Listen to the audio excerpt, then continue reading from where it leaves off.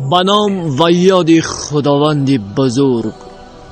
با عید مبارک و سعید قربان شما را و اهل عائلتان را مبارکباد نموده از درگاه خداوند منان سلامتی ایمان و سعادتمندی را تمنا دارم.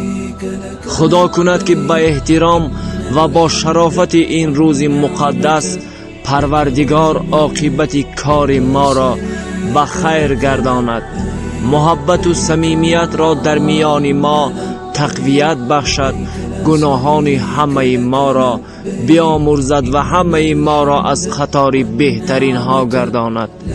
آن خداوندی که در دل نور ایمان آفرید، در شب تاریک بنگر ماه تابان آفرید.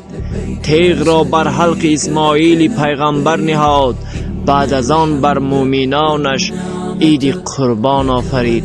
بعد از آن بر مومنانش عید قربان آفرید. عید قربان مبارک به شما دوستان عزیز.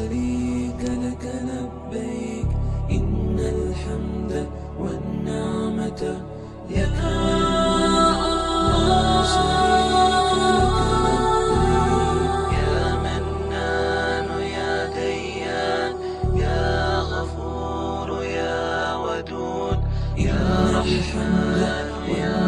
رحيم يا ودود يا شكور